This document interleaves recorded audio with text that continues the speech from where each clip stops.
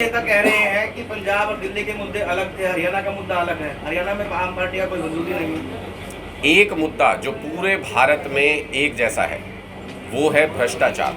अगर हमने भ्रष्टाचार खत्म कर दिया, जनता के पैसे का सही इस्तेमाल कर लिया, तो सारी सुविधाएं जो दिल्ली में दी, पहले कहते थे पंजाब में नहीं दे पाएंगे, तो हमने पंजाब में भी बिजली फ्री कर दी, हम पंजाब में भी पानी फ्री करने जा रहे हैं। हम सारी वो चीज़ें जो हम दिल्ली में की हमने, वो सारी मोहल्ला क्लिनिक हम वहाँ पर 75 अभी इनॉग्रेशन करने जा रहे हैं, तो सारी वो चीज़ें कर रहे हैं पंजाब में भी। और सिर्फ इसी वजह से कि भ्रष्टाचार नहीं है, वो पैसा जनता का बचाते हैं और उसको लगाते हैं। अगर इनको लगता है कि हरियाणा में हमारी ताकत नहीं है तो बौखलाए क्यों हैं?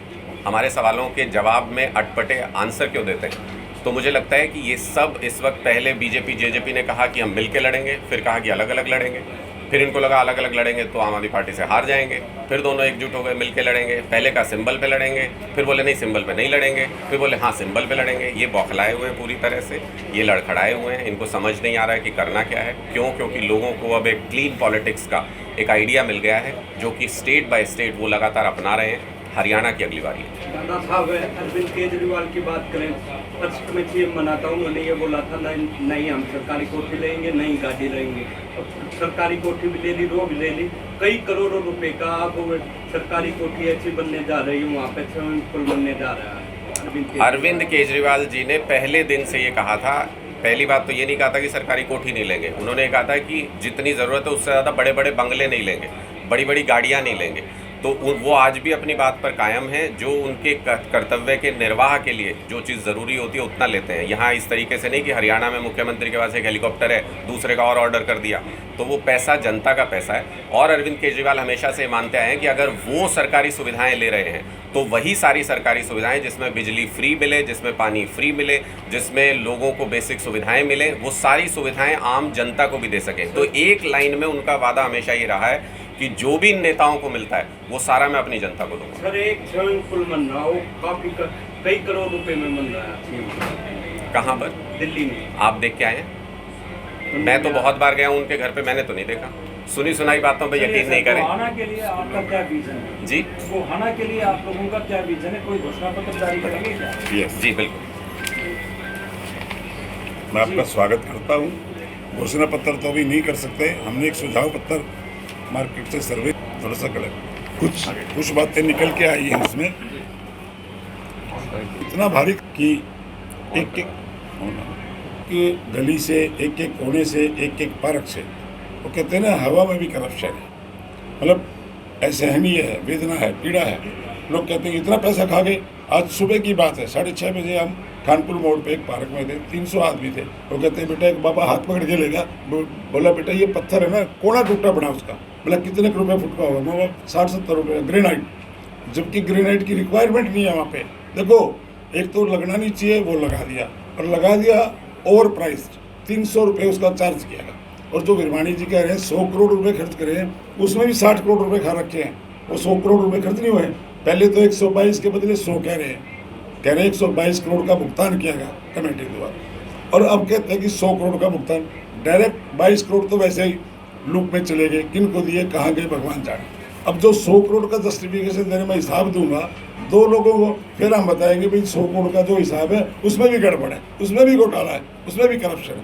मैं इस आपके माध्यम से उनको एक वो करता हूँ, आह्वान करता हूँ कि पहले 100 करोड़ का पटल पे रखें कि 1 मिनट का काम है, एक बटन दबाओ 100 करोड़ की डिटेल आ जाएंगी, और जनता में बांट दे, वोट मांग ले, हम वैसे बैकआउट कर जाएंगे। यदि लगता है जनता को कि ये जो 100 करोड़ का हिसाब है ये सही है, और जो 122.55 का मैं आपको भी कागज़ दे दूंगा हर अपने भाई को, वो आप भी दिखाएं लोगों को। ये बिल्कुल एक गवर्नमेंट का डॉक्यूमेंटेशन है, प्रूफ है।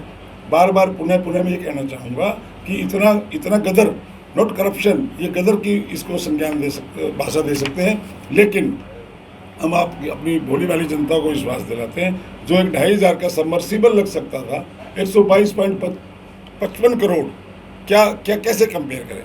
जो पानी की छोटी सी सुविधा, एक छोटे से चिकित्सालय की सुविधा, एक छोटे से स्कूल की रिपेयर की सुविधा, रेनोवेशन की बात आती है।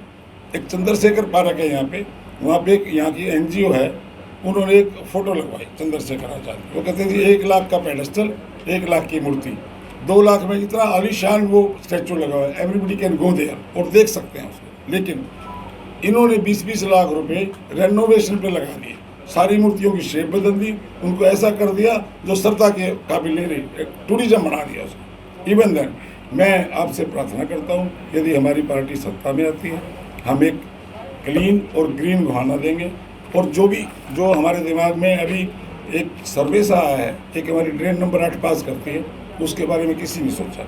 हम उस पर RCC बॉक्स ड्रेन बनाएंगे, दोनों तरफ शोरूम बनाएंगे, उसके कंस्ट्रक्शन में लोगों को एम्प्लॉयमेंट मिलेगी, बेरोजगारी की समस्या दूर होगी, जो छोटी छोटी हैं एस्केलेट करेगी। एक मैं चाहूँगा आम आदमी को प्लॉट की, किसी ने 100 गज का प्लॉट लिया, उससे धोखा हो जाता है, ये तो उसमें नहीं है जी। हम एक ID करेंगे इशू कमेटी की तरफ से, उसका रजिस्ट्रेशन कराएंगे कि भी आप जो प्रॉपर्टी खरीद रहे हैं वो कोई धोखे की प्रॉपर्टी है, वो आपकी सुनिश्चित करेंगे इस बात को। और हम चाहेंगे जो इलेक्ट्रिकल पोल्स हैं हमारे ऊबड़ खाबड़ लगे हैं, हैजार्ड्स हैं, वो उसमें प्रॉब्लम्स आती हैं, हम उनको सुव्यवस्थित करेंगे। एक जो हमारे रोड सेफ्टी के पॉइंट्स हैं जो एक्सीडेंटल हैं, जिनको हम कर सकते हैं, ब्लिंकर्स लगा सकते हैं, कैट आइज लगा सकते हैं, रात को आए तो पता नहीं लगता। एक मेरा चौराहा है यहाँ पे अहिंसा चौक, यहाँ से आज तक किसी ने सोचा ही नहीं, ट्रैफिक इधर से जा रहा है, एक पुलिस वाला बैठ जाता है, बेचारा क्या करे वो, how he can control the traffic, उसकी व्यवस्था ही नहीं सोच रहा कि उसको कैसे ओवर क्राउडेड मार्केट से हम मल्टी पार्किंग बनाएंगे। हम जितना भी एक रेन हार्वेस्टिंग करेंगे, क्योंकि हमारे पास पानी काफ़ी आता था, ड्रेन नंबर 8 में भी कर सकते हैं, पॉन्ड टाइप बना के हम कर सकते हैं और उसको टाइम पे आने पे यूज़ कर सकते हैं। तो ये बहुत सारी हमारे दिमाग में बातें चल रही हैं। और जो मैं देखता हूँ कई बार जब हमारे त्यौहार आते हैं, फेस्टिवल्स आते हैं, टेम्पल्स में इतनी अव्यवस्थित क्राउड होती है, क्राइम का खतरा रहता है, ऐसे बड़ी चीज़ें हैं। दिन में जब स्कूल की छुट्टियां होती हैं, गर्ल्स स्कूल्स के पास, गर्ल्स कॉलेज के पास बहुत तरह के मिसक्रिएंट्स होते हैं, मतलब ऐसी संभावनाएं रहती हैं, बच्चियां परेशान होती हैं। हम उसकी महिला सुरक्षा पे बात करेंगे, CCTV कैमरे लगवाएंगे। तो इन सारी बातों को तो ये भविष्य के हमारे दिमाग में रोड मैप है पूरा मतलब ऐसा दिखाएंगे, एक साल में दिखा देंगे भी, 5 साल के नहीं, हम 1 साल, लोग 5 मांग रहे हैं। और मैं एक बात और कहना चाहता हूँ, मतलब एक डेमोक्रेटिक सेटअप में जो एक वोट का अधिकार है जो सबको मिला है, तो व्यवस्था परिवर्तन के लिए है, सत्ता परिवर्तन के लिए। एक चौकीदार थोड़ी सी गलती करते हैं, रात को 1 बजे गेट ना खोले, अगले दिन बदल देते हैं। अरे हम तो 5 साल का हिसाब मांग रहे हैं, बदल दो भाई, क्यों ना बदलते। अगली बात, ये 15 साल से चल रहा है, पहले 10 साल चला, फिर 5 साल चला, वही लोग मैदान में, वही कह रहे एक मौका। अरे मौका तो असली आदमी ने देखो ना, केजरीवाल साहब ने देखो। और ये don't compare the things with the BJP. जो पार्टी जिन्होंने बुला के बहला के फुसला के लोगों से वोट ले लेते हैं और दाएं बाएं में उलझा देते हैं। हम गोहाना की जनता से वायदा करते हैं, पक्का काम करेंगे। अशोक जैन जी, जिस वार्ड में आप बैठे हैं, यहाँ बहुत पुरानी पाइपें हैं पेयजल के जी। लिए, यहाँ पे गंदा पानी आता है। जी। वार्ड 11 सबसे ऊंचे स्थान पे है जी। वहाँ पे आज तक सरकारी पानी की सप्लाई नहीं है जी। बहुत सारी चीजें हैं जो कि यहाँ पर गोहाना शहर जी। में बरसात के समय में 1 से 1.5 फुट पानी खड़ा हो जाता जी। है। आपने उनमें से किसी पे भी ध्यान नहीं दिया, क्या कहें? खुद आपके यहाँ से आपके जो भाभी जी हैं वो पार्षद रही हैं, क्या जी देखो, अगर जो थोड़ी सी बैक पे जाएं, जब 2016 में 22 मई को एक चुनाव घोषित हुआ, आशा देवी को पार्षद बनाया लोगों ने चेयरमैन बनने के लिए कि भी इसको चेयरमैन बनाएंगे। लेकिन जिस पौधे की जड़ में करप्शन हो, उन लोगों ने खरीद फरोख्त करके चेयरमैनी हमारे से छीन ली।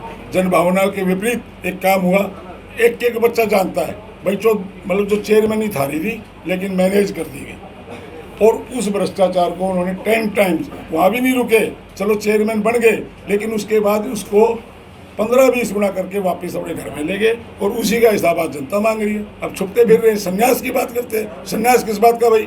वोट मांगो ना, हिसाब दो और संन्यास ले लो। अगर तो हिसाब दे दो तो कोई बात नहीं, हम ले लेंगे संन्यास, तुम क्यों लो। कल परसों से हम अभियान चलाएंगे, एक पैसे का हिसाब लेगी जनता, लेगी, पूछेगी भाई 22.5 करोड़ का दो पहले तो कितने एकदम, और फिर 100 का हिसाब दे दो, फिर उसमें देख लेंगे, चेक करा लेंगे। जैन साहब, आपकी एक एजेंसी है लॉर्ड शिवा, और जो रोड बनाने का काम करती है, खुद आप उसमें भली भांति जानकार भी होंगे। तो एक टेंडर जो है बड़ौदा रोड का हुआ था, लंबे समय से पेंडिंग पड़ा, बार हो रहा है, लेकिन उसमें काम नहीं हो पा रहा है, क्या मानते हैं? पेंडिंग नहीं है, आपको गलत इन्फॉर्मेशन है, वो तो कंप्लीट हो चुका, 7-21 में कंप्लीट हो चुका है। एज पर नो नेवर, एक बार टेंडर हुआ था, रिकॉल हुआ था, फिर हमारी एजेंसी को मिला था, वो हमने टाइम पे पूरा कर दिया और वो PWD स्पेसिफिकेशन के हिसाब से कर दिया। चलो, thank you, thank you. Thank you very much. बहुत बहुत धन्यवाद।